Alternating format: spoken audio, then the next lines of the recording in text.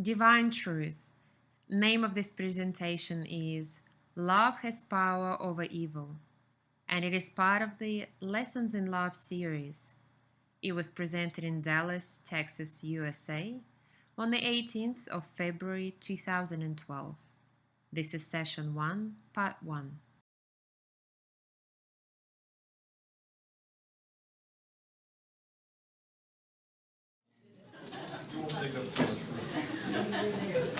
So did you get to know each other a little? Awesome. Very good.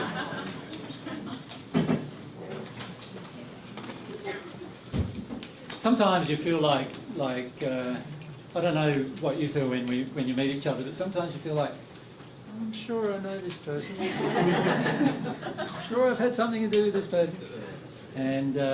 And for most of us, we certainly have had something to do with each other because of meeting in the sleep state at different times. So, yeah. Okay, so we're ready for our next subject. And by the way, I thought tomorrow afternoon too, we could, if some of you, obviously this is your first opportunity, many of you, to ask personal questions.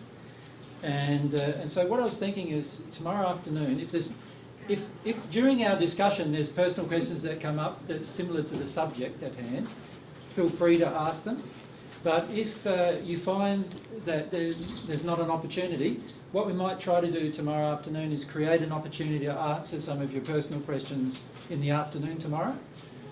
So that way we can have a mixture of different personal questions that can come up that hopefully gives you the opportunity to resolve some of those issues personally. So we thought that might be a good opportunity, being that this is the first time that we've met many of you and you haven't had those opportunities in the past. Okay. You're all fired up, Mike? Those little contraptions are pretty amazing, aren't they?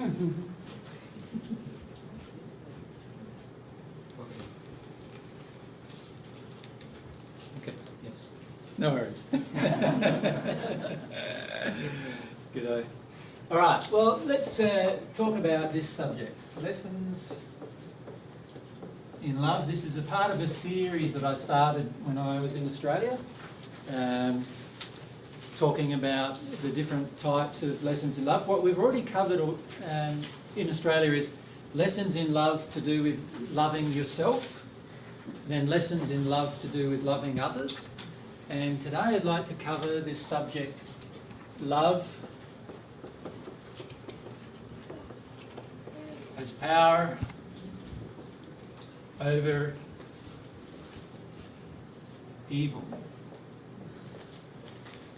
And I've purposely used the term evil because I'd like to define it, if we can do that. But if you think about the contrast between what the world views about love and what the world views about evil, what would you come up with? So let's, I'll rub some of that off now that you know what the lesson is. So if we compare what the world views with of love and what the world's view of evil is, in terms of their abilities to overcome the other, what are the basic beliefs can you see that the world has about, let's say, love firstly? Is love powerful enough to overcome evil? No. Most people in the world would say no. So what do they view love to be then? Sweet. So love is sweet, is it? Insipid, some would say. What else? Weak. Sorry, weak? Vulnerable?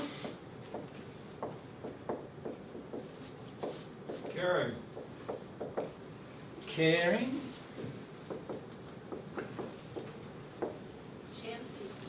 Chancy. Risky? Shall I use the term risky? A fabrication of the mind. A fabrication of the mind. Many do, yeah, many have a very strong condescension, don't they? Towards love. Condescend. How do you spell it here? Yes. It's for suckers. It's for suckers, yeah. So what would you say if we used a less colloquial term? For fools. For fools, yeah, love is for fools. Yeah, so foolish. Conditional. Conditional. Blind. Love is blind, yes, good. Impractical. Impractical.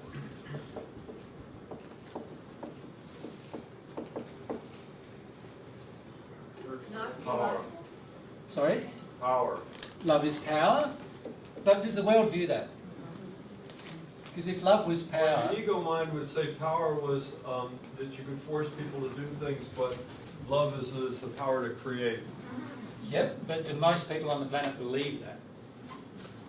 I don't. Oh, I don't know what those guys I would say most people on the planet don't believe that. Unreliable. Unreliable is what a lot of people believe. How many of you have had unreliable love in your life?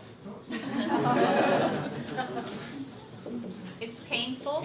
Painful, yes. Sacrifice. Sacrifice, yes. Fleeting. Fleeting, yes. Hurtful. Hurtful, yes. Love hurts. Irrational. Irrational, very good. Overwhelming. Overwhelming. Do most people let themselves ever be overwhelmed by love? Most people go, instead, what do they say? There's different things people say about not letting yourself be overwhelmed by love. Controlling.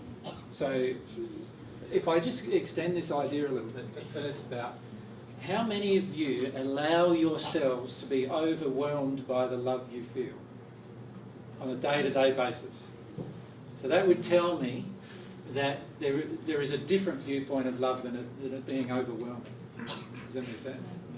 So I do feel that for many of us, if we felt love fully, we would be overwhelmed. But most of us try to control that. We don't want to be overwhelmed. We want to be in control. Right? So there's issues there. Distancing. And do most people feel that? Love. I don't feel most people feel that. But Intercourse. sorry? Intercourse. So sex? Love is sex? Sex, yeah. Right. Limited. Limited in lots of different ways, eh? Can you see we're starting to get a bit of a picture? Earned.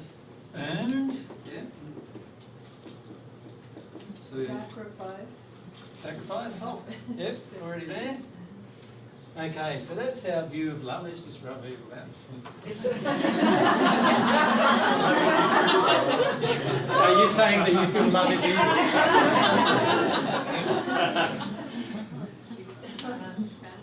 Okay. Now, can you see there's a lot of pretty negative connotations in all of that, isn't there? If you look at honestly of what we view love to be, there is often some very negative connotations in what we view love to be. Right? We don't see love as a powerful force.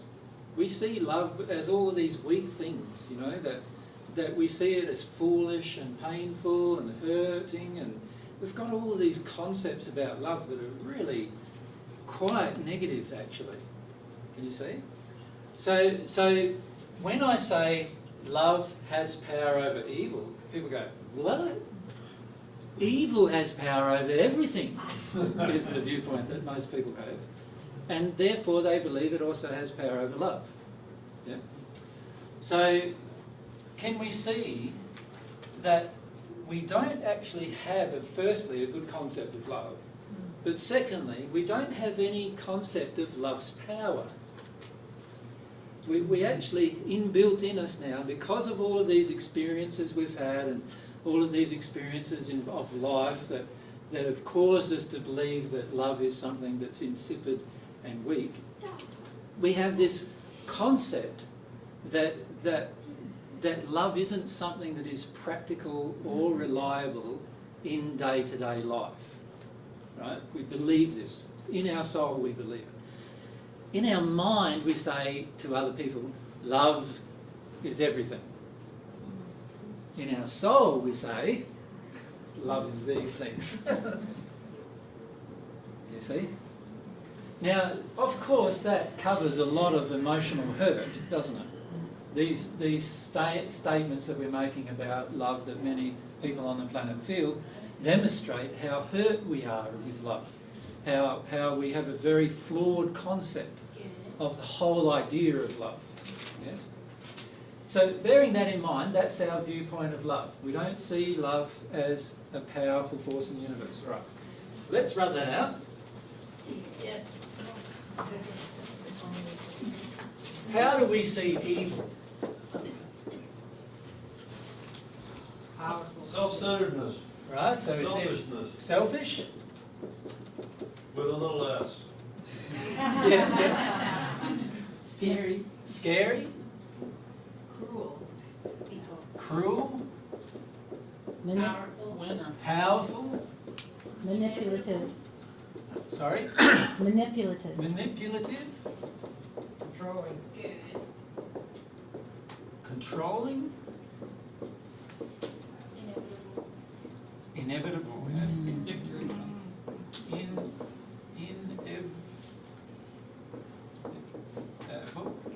Omnipotent.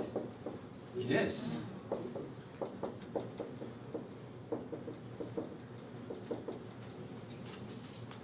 Eternal. Yeah, it's going to be around forever. Enduring. Yep. Victorious. Yeah. Dark. We're often totally petrified of it, are we not? Yeah. Yeah. Threatening. So we see it as threatening. Personified in some being. Dark. Right, so we relate things like the devil, demons to such a concept, don't we? Strong. Strong. Harmful.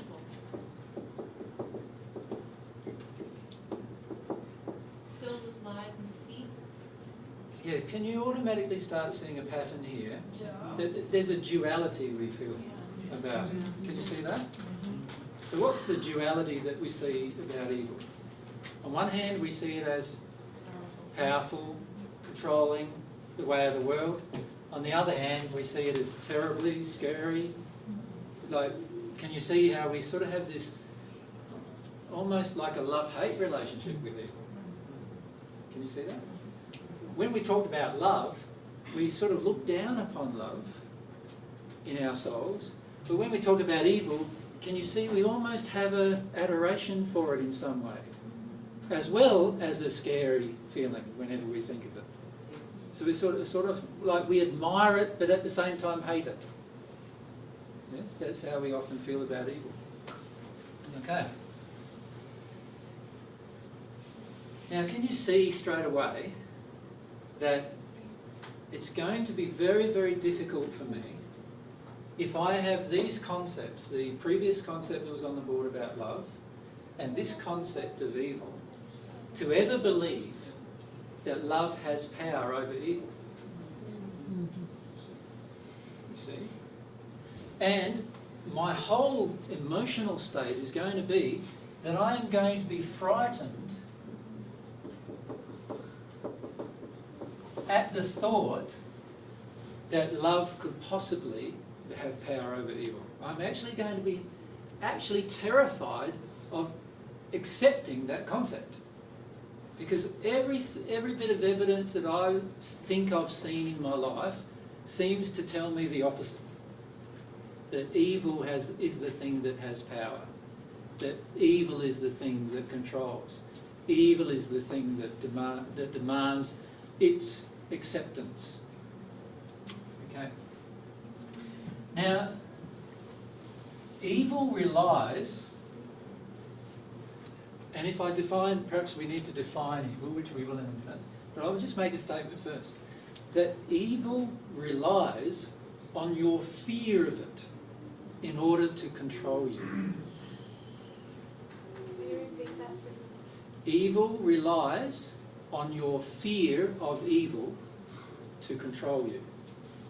If you were not afraid of evil, it could not control you. But for the majority of us, when we consider evil, we are terrified. So if we look at the base word, terror, it's a very interesting word that connotates a lot of things emotionally for us, doesn't it? Could we put dishonesty up there? Evil, yes, certainly we can add dishonesty. Now let's look at the terror. What does the emotion of terror do? Shuts you down. Well, it does one of three things generally, depending on its severity. So what are those three things? Do you know? Fight, flight, freeze. Exactly. So fight, so fear causes you to either fight or flee or freeze. That's what terror does emotionally to us. Right? Now, whenever we conceive evil, whether we're on the receiving end of it or on the giving end of it, we are generally involved in one of those three emotions. Where we wish to fight, we wish to flee, get away from a situation, or we just go into shock. Now, I've told this story before, but my father used to shoot rabbits in Australia. Rabbits in Australia are treated as if they are like vermin. They were brought from the English a couple of 100 years ago to Australia, and before then Australia didn't have rabbits. And so what happened was the rabbits, when they first came, they very, very rapidly multiplied, and there were literally billions of them in Australia, billions of them. And they introduced a number of diseases actually to control them in Australia. Firstly, there was a disease called myxomatosis, and I can't remember the next disease. But these diseases killed billions of the rabbits in their holes just to get rid of the rabbits. Because what the rabbits were doing was they were eating the bottom of all the trees, so much so that most of the trees, which weren't used to the rabbits doing so, most of the trees didn't have hard enough bark, and many of the trees died because they got ring-barked at the bottom of all of these trees. And a lot of the native flora that relied on, and the native fauna that relied on the ecosystem, died as a result. And so it became a big issue. As a result of that, many people in Australia have a deep hatred for any introduced species of animal, including rabbits. And my father is one of those. He had this hatred for it. Well, he just viewed them as vermin that he could shoot, and he used to go out shooting them most weekends, actually. And when I was a child, I used to ride the motorbike, and he used to be on the back with his .22 rifle shooting rabbits while I was riding the motorbike. But when I was younger than that, before I was born, in fact, he described how there were so many rabbits that what they decided to do was that instead of shooting them, which actually put a hole in their skin, which meant their pelt was no longer very, very valuable, and it also put a hole in the flesh, which meant that they couldn't sell the rabbit for food very, very easily. They had to cut off that area of flesh. So what they decided to do was to shoot over the top of the head of the rabbit. And the sound barrier crack would freeze the rabbit through terror. It would hear the sound barrier go, the bullet go past, the sound barrier crack of the bullet, and it would instantly freeze, and you could actually walk up and pick up the rabbit, and then they'd slit the rabbit's throat and bleed it or whatever. The terror of just that sound caused the rabbit to go into complete frozen state. Right? This is how many of us react to evil. We are so terrified of it that we're actually frozen in its presence. If we don't freeze, then we either attempt to do one of these other two things. We either attempt to flee it, to go away, run away from it, or we wish to fight it. The irony is that if we respond to evil in any one of those three manners, evil will continue. So if you try to flee evil, it will follow you. If you try to fight evil, it will grow. And if you freeze, it also grows. Because when you understand the psychology of evil, you start understanding why a person decides to be evil. And it's always about causing a person to be frightened so much that they either freeze, flee, or want to fight you. And you like every one of those things if you're evil. Right? So, this is our normal response to evil. And if we respond in any way, one of these normal ways to evil, we are guaranteed evil will grow. And that's why evil has grown on the planet. Yeah? If we just wait She for the doesn't moment. need it. Does she need? Okay. She probably does, yeah. Sorry, Carol. Just to pass on for you. I feel like there's a fourth way that I respond to evil sometimes. Yeah. And that is possibly the worst. Denial. No, I try to placate the evil by getting approval. Like I actually join in something that Okay. is not loving for me, because I'm so frightened. I just want to do anything to stop the How do you spell yeah placate? placate like that. Yeah. Yes. Yeah. Placate evil. So you placate it Yeah. or try to pander to it. Yeah, I try and make it happy in order to go under the rate. Like it's a fear response, I feel, Yeah. but I feel it's the most damaging response I can have for my own soul because Yeah. I'm actually in some way joining the damaging thing. Yes, this idea of placating evil is a great way to avoid one of these emotions, or to avoid, in fact, this emotion. So what we finish up doing with evil on the planet is we justify its existence so much that we pander to it. Can you see how that happens in day-to-day life? You think of, when the terror attacks happened in 9/11, right? There was evil there. For the first time on United States soil, and this concept that a person would die just to harm others was for the first time acted out in mass, en masse. Yeah. Mind you, it had been happening many other times in the United States if you look at it, because what about the War of Independence? Isn't it sort of a similar concept?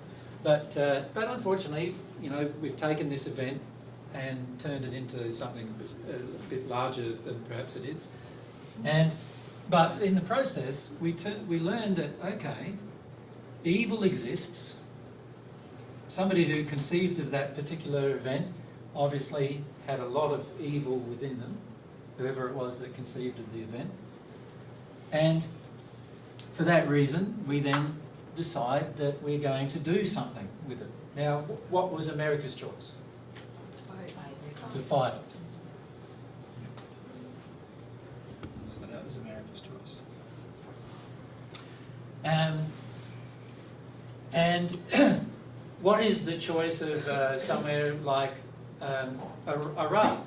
What did they choose with that evil? Didn't they choose to placate it?